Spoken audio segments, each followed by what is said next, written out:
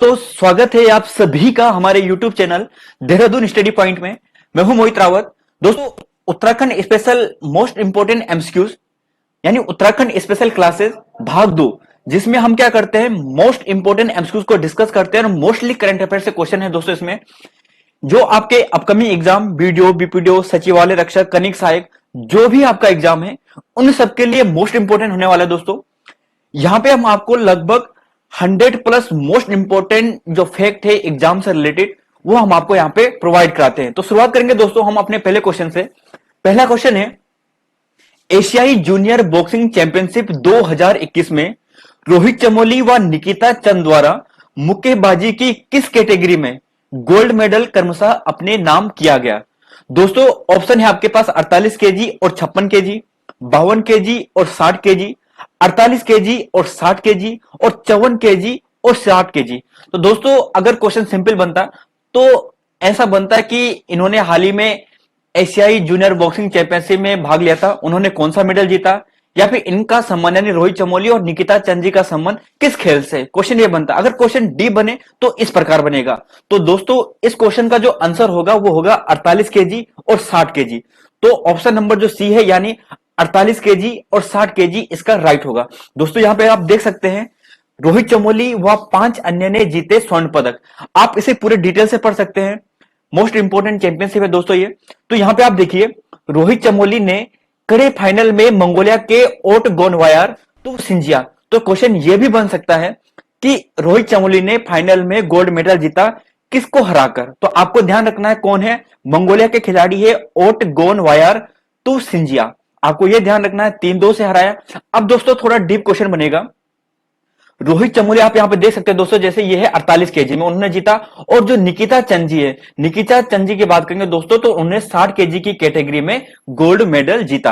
अब क्वेश्चन ये बनेगा कि रोहित चमोली का संबंध किस जनपद से है। हम उत्तराखंड के क्वेश्चन पढ़ रहे हैं, तो रोहित चमोली का संबंध किस जनपद से है? तो उसका जो राइट आंसर होगा वो टिहरी गढ़वाल होगा। अगर दोस्तों निकिता चंद जी के बारे में पूछा जाए तो आपको ध्यान रखना है निकिता चंद जी का जो संबंध है वो पिथौरागढ़ जनपद से है। तो दोस्तों क्वेश्चन नंबर 1 में इतना ही। चलेंगे क्वेश्चन नंबर 2 पे।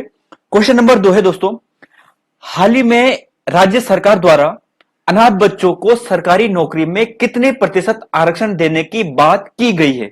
ऑप्शन है आपके पास 2%, 3%, 5% और 6%। तो दोस्तों, हाल ही में धामी सरकार द्वारा यानी राज्य सरकार द्वारा अनाथ बच्चों को सरकारी नौकरी में 5% आरक्षण देने की बात की गई है। तो इसका आंसर 5% राइट हो गया दोस्तों। अब राज्य में जो सरकारी नौकरी में जो आरक्षण दिया जाता है उन सबको एक बार आप रिवाइज कर दो कि किस कैटेगरी में कितना कितना आरक्षण दिया जाता है। आपको मालूम है, फिर भी हम क्या करेंगे, रिवाइज करेंगे दोस्तों। अगर हम बात करें हम एससी, एसटी और ओबीसी, आप सब जानते हैं 19%, 4% और 14%, यानी एससी को 19%, एसटी को 4% और ओबीसी को 14%। दिव्यांग जन की बात करेंगे दोस्तों तो 3%, खिलाड़ियों की बात करेंगे तो 4%, भूतपूर्व सैनिकों की बात करेंगे तो 5%। दोस्तों, राज्य स्वतंत्रता संग्राम के लिए जो सेनानी है उन्हें 2%, राज्य आंदोलनकारी उन्हें 10%। इसके अलावा आपको यह भी ध्यान रखना है जो ईडब्ल्यूएस है और राज्य महिलाएं यानी ईडब्ल्यूएस को 10% आरक्षण दिया जाता है और राज्य महिलाओं को 30% आरक्षण राज्य की सरकारी नौकरी में दिया जाता है। तो दोस्तों क्वेश्चन नंबर 2 से इतना ही। चलेंगे क्वेश्चन नंबर 3 पे। क्वेश्चन नंबर 3 है, वर्तमान में उत्तराखंड के आपदा प्रबंधन एवं पुनर्वास मंत्री कौन है? तो दोस्तों आपके पास ऑप्शन है जैसे धन सिंह रावत जी, हरक सिंह रावत जी, सतपाल महाराज जी और गणेश जोशी जी। तो दोस्तों इसका जो राइट आंसर होगा यानी वर्तमान में उत्तराखंड के जो आपदा प्रबंधन एवं पुनर्वास मंत्री हैं वह हैं धन सिंह रावत जी। आपको ध्यान रखना है वर्तमान में उत्तराखंड के आपदा प्रबंधन एवं पुनर्वास मंत्री कौन है? धन सिंह रावत जी। अब दोस्तों धन सिंह रावत जी की बात करें तो उनका विधानसभा क्षेत्र आप सब जानते हैं श्रीनगर है, लेकिन दोस्तों आप कंफ्यूज होते हो किससे? धन सिंह नेगी जी से। पूछा जाएगा कि धन सिंह नेगी जी का जो विधानसभा क्षेत्र है वो कौन सा है, तो आपको ध्यान रखना है टिहरी है। अगर धन सिंह रावत जी की बात करें तो श्रीनगर है। अब दोस्तों धन सिंह रावत जी के पास और कौन कौन से मंत्री पद है वो आपको ध्यान रखना है, जैसे उच्च शिक्षा जो विभाग है यानी उच्च शिक्षा मंत्री भी कौन है? धन सिंह रावत जी है। और सहकारिता मंत्री भी कौन है? धन सिंह रावत जी है। अब दोस्तों जैसे और ऑप्शन है आपके पास हरक सिंह रावत जी, सतपाल महाराज जी, गणेश जोशी जी।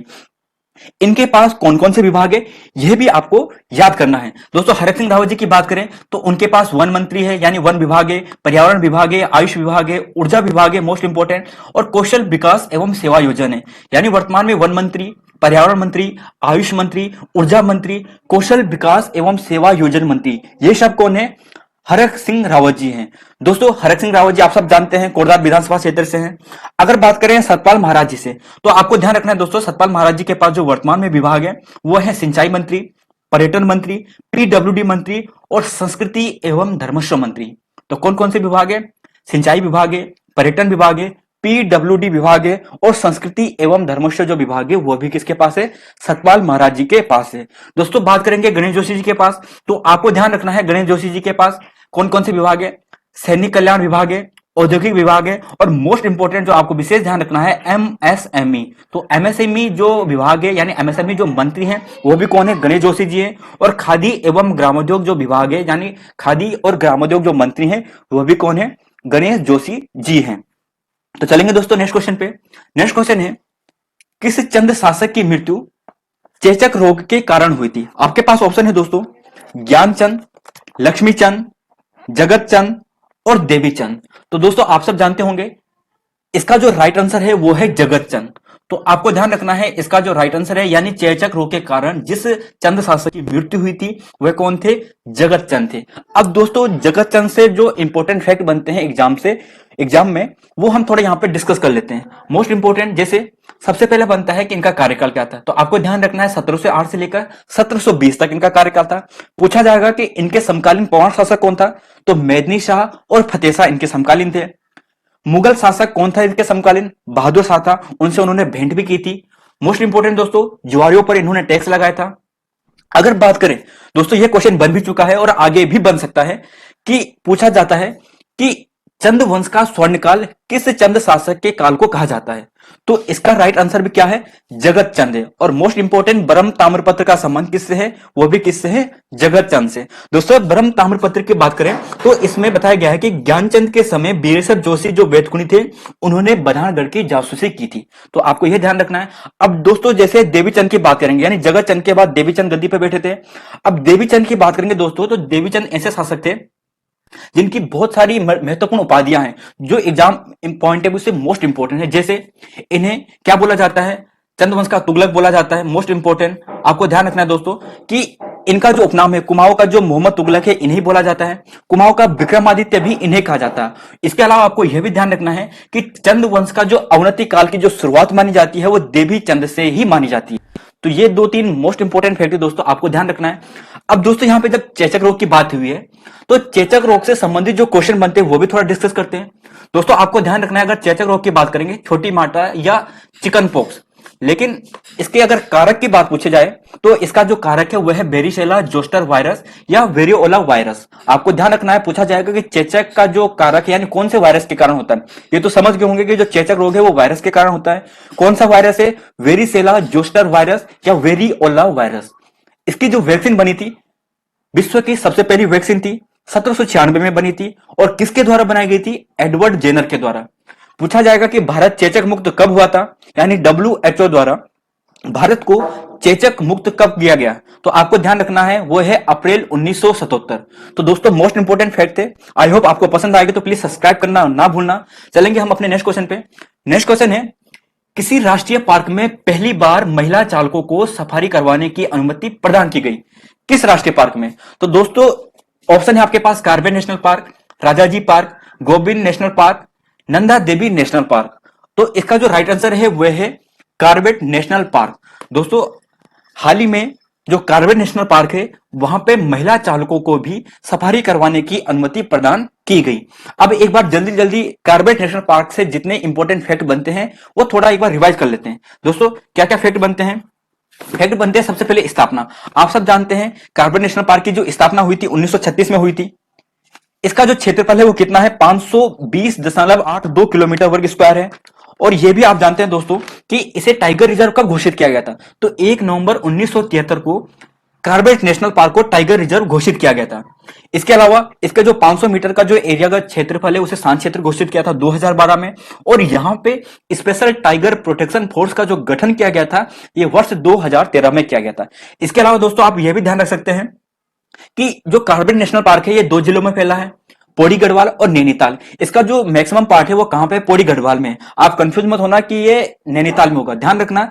लगभग अगर बात करें तो 312 किलोमीटर वर्ग स्क्वायर जो क्षेत्रफल है वो पौड़ी गढ़वाल में है, और बाकी जितना है बचा है लगभग 208 के आसपास वो किसके पास है, नैनीताल जिले में स्थित है। दोस्तों आपको यहां पे यह भी ध्यान रखना है कि इसके कुछ इंपॉर्टेंट पर्यटन क्षेत्र, यानी अगर बात करें जैसे हम बात करते हैं कार्बन नेशनल पार्क के कुछ महत्वपूर्ण पर्यटन स्थल है, जैसे आप सब जानते हैं ढिकाला जोन जिसका प्रवेश द्वार भी बोला जाता है, बीस रानी जोन यहां पर है, झिरना सफारी जोन यहां पर है, डेरा सफारी जोन यहां पर है, और दुर्गा देवी जोन वो भी कहां पे है, कार्बेट नेशनल पार्क में। तो पूछा जाएगा दोस्तों कि दुर्गा देवी जोन किस राष्ट्रीय पार्क में स्थित है, तो आपको ध्यान रखना है कार्बेट नेशनल पार्क में है। पूछा जाएगा सफारी जोन कहां पर है, झिरना सफारी जोन, तो वो भी कार्बेट नेशनल पार्क में है। डेरा सफारी कहां पे है, तो ये भी कार्बेट नेशनल पार्क में है। और ढिकाला जोन तो आप सब जानते ही हैं। अब दोस्तों एक बार जितने भी हमारे राज्य के नेशनल पार्क है उन्हें एक बार जल्दी से रिवाइज करते हैं। तो हम यहाँ पे केवल उनकी स्थापना वर्ष और क्षेत्रफल देखेंगे। क्षेत्रफल जो है वो किलोमीटर वर्ग स्क्वायर में आप सब जानते हैं। तो जैसे बात करेंगे, सबसे पहले बात करेंगे दोस्तों कार्बन नेशनल पार्क, आपने देख लिया 1936 और 520.82। गोविंद राष्ट्रीय पार्क की बात करेंगे वो है 1980 में स्थापना हुई थी, 472 इसका क्षेत्रफल स्क्वायर है। नंदा देवी की बात करेंगे 1982 में, 624 इसका क्षेत्रफल स्क्वायर है। फूलों की घाटी की बात करेंगे 1982 और 87.5। राजाजी नेशनल पार्क की बात करेंगे 1983, 820.42।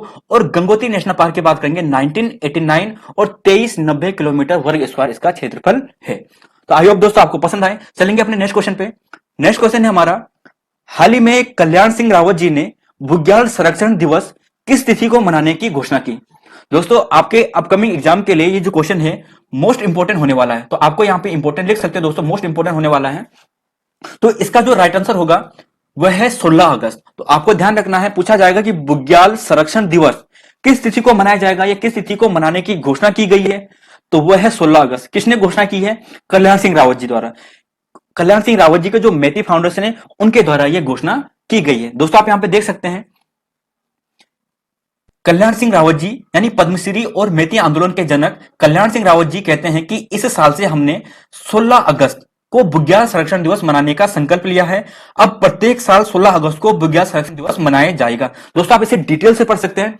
आपको यहां पे यह भी ध्यान रखना है कि इसी दिन इसी समय से यह भी घोषणा की गई कि अब से गिरि गौरव सम्मान भी दिया जाएगा, और गिरि गौरव सम्मान के लिए इस बार 6 लोगों का चयन किया गया है, 6 व्यक्तियों का चयन किया गया है। वह नाम आप यहां पे पढ़ सकते हैं, जैसे वैज्ञानिक प्रोफेसर आदित्य नारायण प्रोहित जी, पर्यावरणविद और इतिहासकार प्रोफेसर अजय रावत जी, ये सब नाम आप देख सकते हैं दोस्तों। खैर अब बात करेंगे दोस्तों, जैसे अगस्त माह की यहां पे बात हुई है, तो अगस्त माह के जो इंपॉर्टेंट डे हैं जो एग्जाम में आते हैं एक बार उन्हें रिवाइज करते हैं, मोस्ट इंपॉर्टेंट है। तो सबसे पहले बात करेंगे साथियों, आप सब जानते हैं 1 अगस्त को कौन सा दिवस मनाया जाता है, नेशनल माउंटेन क्लाइंबिंग डे, यानी राष्ट्रीय पर्वतीय पर्वतारोहण दिवस। तो 1 अगस्त को ये हो गया। अब जो नेक्स्ट है मोस्ट इंपोर्टेंट वह है 6 अगस्त को। 6 अगस्त को मनाया जाता है हिरोशिमा डे। आप सब जानते हैं 6 अगस्त 1945 को हिरोशिमा में जो परमाणु बम गिराया गया था उसके याद में 6 अगस्त को हिरोशिमा डे मनाया जाता है, और 9 अगस्त को नागासाकी डे मनाया जाता है। ये आप सब जानते हैं दोस्तों। अब इसके अलावा आपको ध्यान रखना है मोस्ट इंपोर्टेंट, इन सब में से जो सबसे मोस्ट इंपोर्टेंट है वो ये है 7 अगस्त का। 7 अगस्त का आपको ध्यान रखना है नेशनल हैंडलूम डे, यानी राष्ट्रीय हथकरघा दिवस। तो राष्ट्रीय हथकरघा दिवस कब मनाया जाता है, वो 7 अगस्त को मनाया जाता है। चलेंगे नेक्स्ट पे। 9 अगस्त आप सब जानते ही है नागासाकी दिवस। दोस्तों 12 अगस्त मोस्ट इंपोर्टेंट है, उस दिन नेशनल यानी इंटरनेशनल युवा दिवस यानी इंटरनेशनल यूथ डे, अंतरराष्ट्रीय युवा दिवस। अगर पूछा जाएगा कि राष्ट्रीय युवा दिवस, आप सब जानते हैं स्वामी विवेकानंद जी के जन्म दिवस पर 12 जनवरी को। चलेंगे नेक्स्ट पे। 19 अगस्त को वर्ल्ड फोटोग्राफी डे। इसके अलावा आपको ध्यान रखना है 20 अगस्त को वर्ल्ड मॉस्किटो डे, सद्भावना दिवस भी मनाया जाता है। और इंडिया का जो अक्षय ऊर्जा दिवस है ये भी हम 20 अगस्त को मनाते हैं। और इसके अलावा लास्ट में जो 29 अगस्त का है नेशनल स्पोर्ट डे, यानी राष्ट्रीय जो खेल दिवस है वो कब मनाया जाता है, 29 अगस्त। आप सब जानते हैं ध्यानचंद जी के जन्म दिवस के रूप में। तो दोस्तों यहां से जितने इंपॉर्टेंट क्वेश्चन बन सकते थे यहां पे हमने डिस्कस कर लिए। चलेंगे नेक्स्ट क्वेश्चन पे। क्वेश्चन नंबर 7 है, रामायण को विश्व पहचान देने का श्रेय जाता है। दोस्तों रामायण एक मोस्ट इंपोर्टेंट जो फेस्टिवल है उत्तराखंड का, है ना। तो यहां से भी क्वेश्चन बनते हैं, कुछ इंपोर्टेंट फैक्ट मैं आपको यहां पे प्रोवाइड करूंगा जहां से क्वेश्चन बनते हैं। तो इसका जो राइट आंसर होगा दोस्तों वो है डॉक्टर कुशल सिंह भंडारी जी। आपको ध्यान रखना है, रामायण को विश्व पहचान दिलाने का जो श्रेय जाता है वो जाता है डॉक्टर कुशल सिंह भंडारी जी को। अब दोस्तों रामायण से लेकर जो इंपॉर्टेंट क्वेश्चन बन सकते हैं, क्या बनेगा, पूछा जाएगा ये कब मनाया जाता है, तो आपको ध्यान रखना है बैसाख माह, लगभग अप्रैल माह का आप ध्यान रख सकते हैं, आधा अप्रैल में। तो ये कहां मनाया जाएगा, जोशीमठ ब्लॉक के ग्राम सलूड़, सेलम और डुंगरा ग्राम में। स्पेशली जो सबसे प्रसिद्ध है वो सलूड़ ग्राम का है, वो आपको ध्यान रखना है। और इंपॉर्टेंट यहां पे ये है, जो मोस्ट इंपॉर्टेंट क्वेश्चन है कि इसे यूनेस्को की वर्ल्ड हेरिटेज साइट में कब शामिल किया गया, यानी यूनेस्को की विश्व धरोहर में इसे शामिल किया गया था 2 अक्टूबर 2009 को। तो 2 अक्टूबर 2009 को यूनेस्को की विश्व धरोहर में शामिल किया गया था रामायण को, आपको यह ध्यान रखना है। अब दोस्तों यहां पे यूनेस्को की बात हुई है, तो यूनेस्को से जो क्वेश्चन बनते हैं वो आपको यहां पे प्रोवाइड कराते हैं। यूनेस्को की बात करेंगे, सबसे पहले तो इसकी फुल फॉर्म पूछी जाती है। दोस्तों एग्जाम छोटे छोटे पॉइंट से भी आपको कंफ्यूज कर सकता है।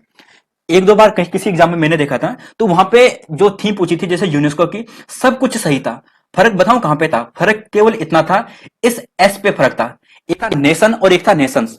तो आपको ध्यान रखना है दोस्तों, यहां से छोटी छोटी बातें भी आपको ध्यान रखनी है। तो इसकी फुल फॉर्म आप देख चुके होंगे कि United Nations Educational Scientific and Cultural Organization. क्या है, United Nations Educational Scientific and Cultural Organization. दोस्तों अगर इसकी स्थापना की बात करेंगे तो आपको ध्यान रखना है 16 नवंबर 1945 को इसकी स्थापना हुई थी, और इसका जो हेडक्वार्टर है वर्तमान में वो पेरिस में है, पेरिस यानी फ्रांस में स्थित है। अब दोस्तों इसके वर्तमान में हेड की बात करेंगे तो आपको ध्यान रखना है कौन है, आद्रे अजोले जी। तो दोस्तों यहां से आपको यह ध्यान रखना है।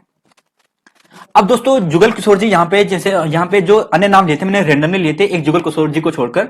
तो जैसे जुगल किशोर जी से आपकी दो किताबें ध्यान रखनी है, मोस्ट फेमस राइटर हैं, उनकी दो प्रसिद्ध रचना है जैसे राजुला मालुशाही और उत्तराखंड के लोकवाद्य।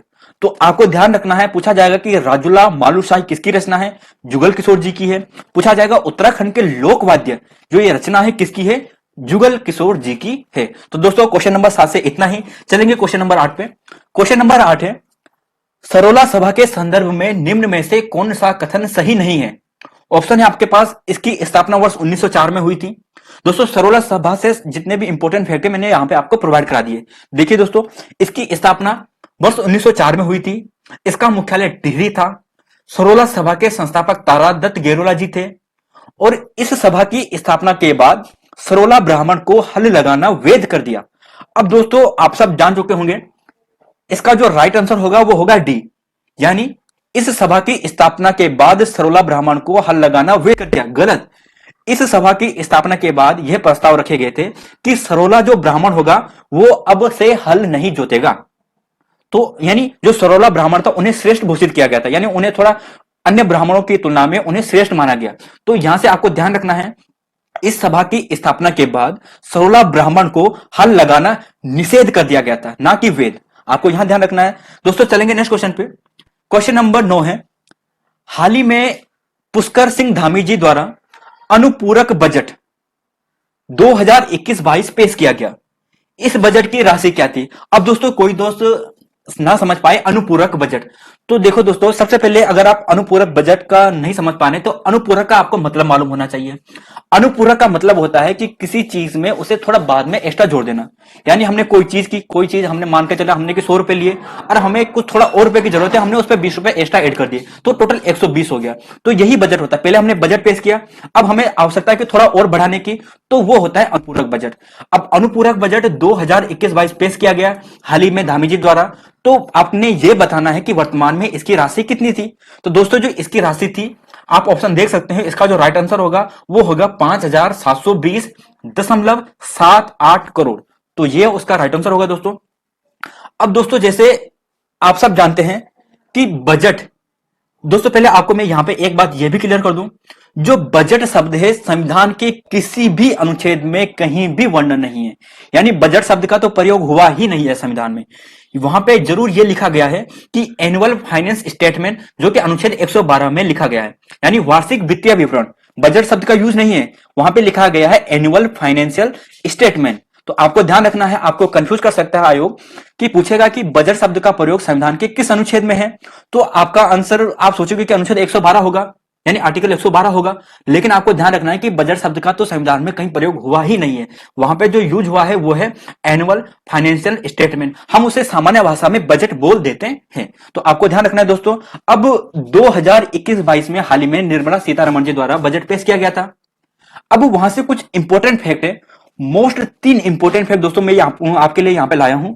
निश्चित ही यहां से क्वेश्चन बनने की संभावना है, अगर यहां से क्वेश्चन बनेगा तो क्वेश्चन क्या बनेंगे, देखिए दोस्तों, क्वेश्चन बनेगा कि स्वास्थ्य एवं कल्याण के लिए इस बजट में यानी 2021-22 के बजट में कितने प्रतिशत की वृद्धि की गई।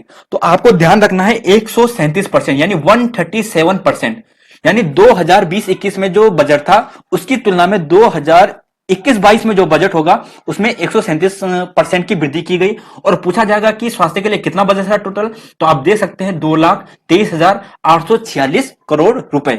इसके अलावा मोस्ट इंपोर्टेंट दोस्तों, कोविड-19 टीके के लिए केंद्र सरकार ने इस समय 35,000 करोड़ रुपए का बजट रखा था।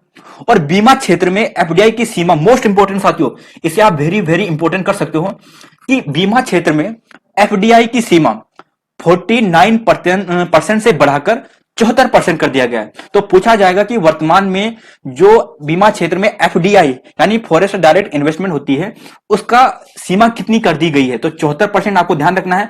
पहले कितनी थी, 49% थी। तो चलेंगे दोस्तों नेक्स्ट क्वेश्चन पे। नेक्स्ट क्वेश्चन है और आज का लास्ट क्वेश्चन है, चंद्रप्रभा एतवाल जी से संबंधित सही कथन नहीं है। दोस्तों यहां पे भी चंद्रप्रभा एतवाल जी से जो क्वेश्चन बनते हैं मैंने आपको यहां पे क्वेश्चन फॉर्मेट में दे दिया है। निश्चित ही क्वेश्चन बनने की यहां से संभावना हो सकती है। जैसे आपके पास ऑप्शन है, यहां पे आपने बताना है कथन सही नहीं है। तो दोस्तों सबसे पहले तो आपको क्वेश्चन सही पढ़ना पड़ता है। कई बार सही है सही नहीं है यहां से कंफ्यूज कर जाता है। तो एक बार क्वेश्चन को ध्यान से पढ़ना और उसके बाद ही आगे पढ़ना। तो दोस्तों जैसे यहां पे है, जन्म की बात करेंगे, दिसंबर 1941 धारचूला पिथौरागढ़ में हुआ था। 1980 में अर्जुन पुरस्कार से सम्मानित किया गया था। 1994 में राष्ट्रीय साहसिक पुरस्कार 1994 में राष्ट्रीय साहसिक पुरस्कार से दिया गया था। और 2010 में तेंजिंग नॉर्वे एडवेंचर अवार्ड से सम्मानित किया गया था। तो दोस्तों इसका जो राइट आंसर है वह है ऑप्शन बी यानी 1980। यह गलत कथन है। अगर यहां पे 1980 के जगह में क्या होता, 1981 होता यानी 1981 होता, तब ये राइट होता। यानी 1981 में अर्जुन पुरस्कार से सम्मानित किया गया था चंद्रप्रभा एतवाल जी को। तो दोस्तों चंद्रप्रभा एतवाल जी से संबंधित महत्वपूर्ण फैक्ट थे। इसके अलावा एक फैक्ट आप यहां पे यह भी ध्यान रख सकते हैं कि वर्ष 1984 यानी जिस वर्ष बचेंद्री पाल जी द्वारा एवरेस्ट को फतेह किया गया था, उसी समय चंद्रप्रभा एतवाल जी ने भी एवरेस्ट पर आरोहण करने की कोशिश की थी, लेकिन जो प्रयास था वो असफल रहा था। आपको यह ध्यान रखना है। और चंद्रप्रभा एतवाल जी ऐसी महिला हैं जिन्होंने लगभग 60 के आसपास यानी 67, 68, 69 एज की उम्र में लगभग जो श्रृंगकंठ पर्वत है उत्तरकाशी में, आप सब जानते हैं, उसको आरोहण किया था। तो दोस्तों चंद्रप्रभा एतवाल जी मोस्ट फेमस पर्सनालिटी है उत्तराखंड के एग्जाम से रिलेटेड। तो आपको ध्यान रखना है दोस्तों। आप यहाँ पे फोटो देख सकते हैं दोस्तों एतवाल जी की। तो दोस्तों आज का हमारा जो क्वेश्चन था यहीं तक था। तो दोस्तों आज के लिए इतना ही। अगर आप सबको पसंद आता है तो प्लीज लाइक शेयर और सब्सक्राइब करना बिल्कुल मत भूलना दोस्तों। धन्यवाद। जय हिंद, जय भारत, जय उत्तराखंड, जय देवभूमि।